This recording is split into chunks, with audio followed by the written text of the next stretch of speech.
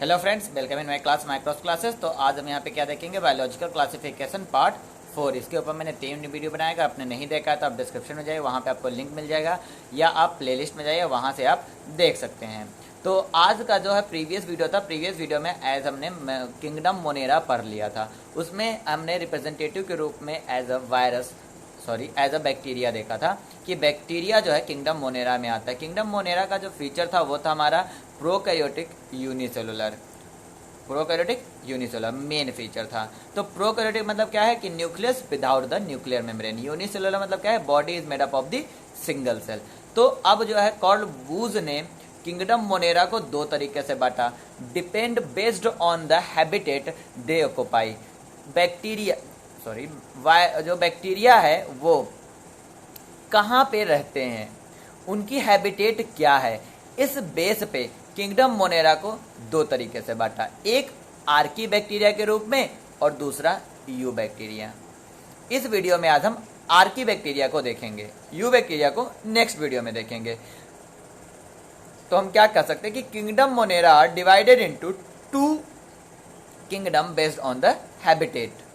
क्या हमारा Archie bacteria और यू बैक्टीरिया। आर्की मतलब होता है प्रीमिटिव बैक्टीरिया, मतलब वे बैक्टीरिया जो कि प्रीमिटिव इन्वायरमेंट में रहते थे।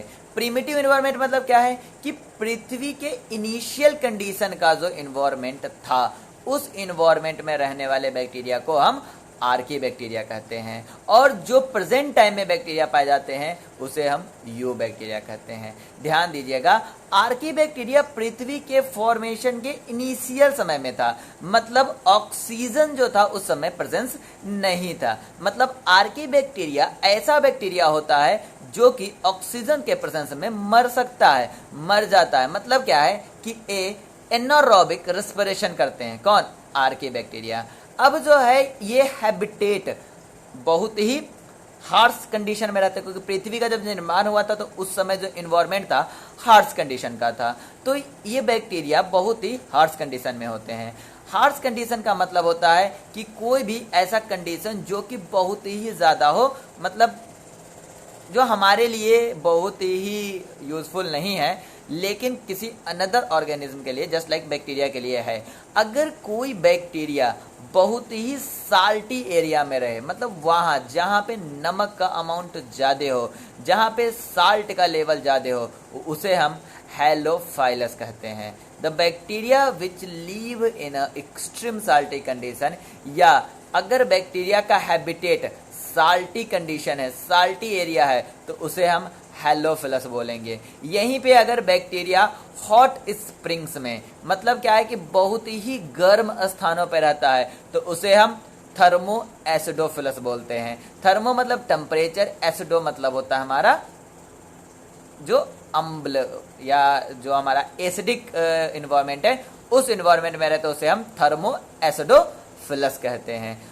कुछ बैक्टीरिया ऐसे होते जो मार्सी एरिया में रहते, मतलब ऐसा स्थान जहाँ पे सड़ा गला पदार्थ हो, उसे हम मेथियोनोजन कहते हैं। ध्यान दीजिएगा, चाहे आप हेलोफिलस की बात करें, या थर्मोएसिडोफिलस की बात करें, या मेथियोनोजन की बात करें, इन तीनों के कंडीशन में ऑक्सीजन अनुपस्थित होता है, ऑक्सीजन एब्सेंस होता है। मतलब क्या है कि हेलोफिलस, थर्मोएसिडोफिलस या मेथियोनोजन, ये तीनों के तीनों बैक्टीरिया एनारोब्स कहलाते हैं, मतलब एनारोबिक रेस्पिरेशन कहते हैं। ये तीनों के तीनों जो हैं ये हमारा आर्की बैक्टीरिया में आते हैं, क्योंकि ये एक तो हमारा यूनिसेलुलर होते हैं, दूसरा इनका न्यूक्लियर मेम्ब्रेन जो होता है नहीं होता है, इनके अंदर genetic material as a nucleoid के रूप में होता है, और ये एक्सट्रीम या हार्श कंडीशन को एज अ हैबिटेट यूज करते हैं, और इसलिए इसे हम प्रीमिटिव बैक्टीरिया या आर्की बैक्टीरिया कहते हैं। अब अगर हम मेथिनोजन की बात करें तो ये सबसे पूछा जाने वाला पॉइंट होता है मेथिनोजन।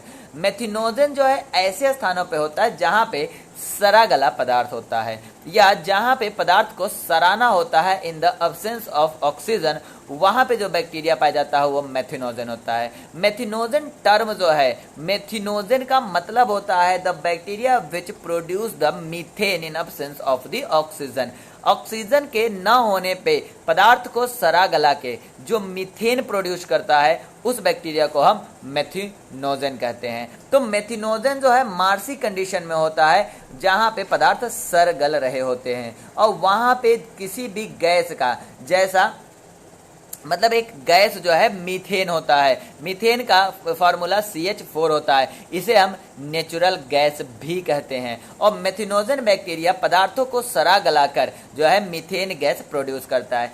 यही रीजन है कि नाला के ऊपर जो एक लेयर, एक गैस की लेयर, धुंधली लेयर हमें दिखाई देती है, वो धुंधली लेयर मीथेन की होती है। अगर आप बाहर एक्सप्लोर करते हैं तो कोई बहुत बड़ा नाला हो तो नाला के ऊपर आप देखेंगे कि वहां पे कुछ धुंधला धुंधला दिखाई देगा, वो मीथेन का क्लाउड होता है। अगर हम बात करते हैं मीथेन की, तो मीथेन हमारा एक नेचुरल गैस है जो कि एक बायोगैस के रूप में भी यूज किया जाता है। और आपको पता है कि बायोगैस जो है हम रूमिनेंट मतलब क्या होता है, जो एनिमल्स के अंदर रूमन पाए जाते हैं इन द स्टमक में, मतलब जो कि ग्रास खाते हैं, काऊ हो गया, बफेलो हो गया, उनके डग से भी हमें बायोगैस हम प्रोड्यूस करते हैं। तो बायोगैस कहाँ से हो रहा, डग से प्रोड्यूस हो रहा, डंग से प्रोड्यूस हो रहा, तो मतलब क्या है कि उनके डंग्स में भी मेथिनोजन होगा। यही कारण है हम कह सकते हैं कि जो रूमिनेंट एनिमल है उनका जो गट होता है उस गट में भी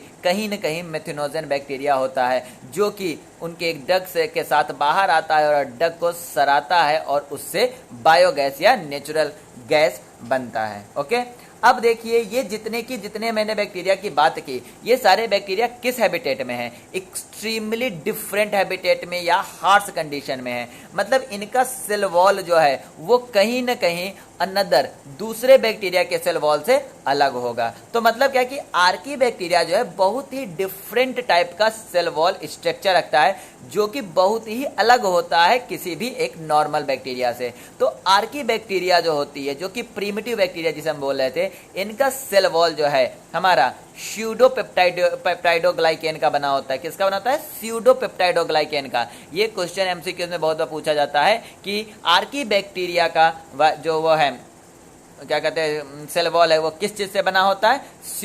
पेप्टाइडोग्लाइकेन से बना होता है। बाकी आपको जो हमने लास्ट पॉइंट वही बताया कि gut of the cow and buffalo ruminant have a methanogens and they are responsible for the production of methane या biogas from the dung of these animals।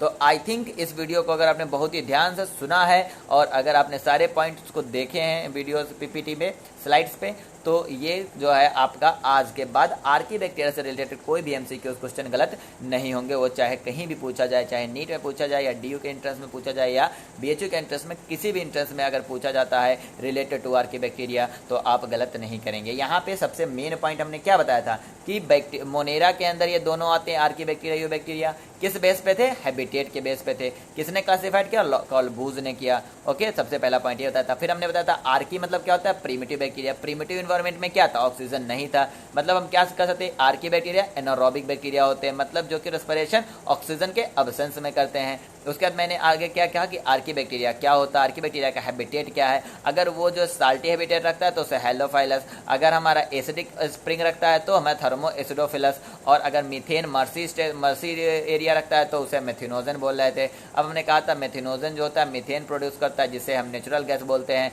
और इसे बायोगैस भी बोलते हैं। ये जो होता है हमारा मीथेन गट में पाया जाता है, कहाँ पे, काऊ और बफेलोस के। जैसे इसके एक एक पॉइंट, एक एक लाइन जो है एमसीक्यूज के लिए बहुत ही इंपॉर्टेंट है, तो कृपया आप इस सारी लाइंस को ध्यान रखिएगा।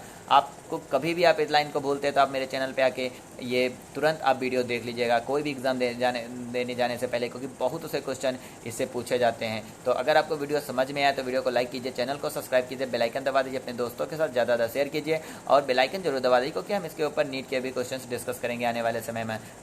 सपोर्ट कीजिए, जल्दी जल्दी है 1000 अगर हमारे सब्सक्राइबर होते तो हम ऑनलाइन लाइव क्लासेस देंगे, जिससे कि आपके कंसेप्ट ऑन स्पॉट क्लियर हो गए। Thank you for watching this video.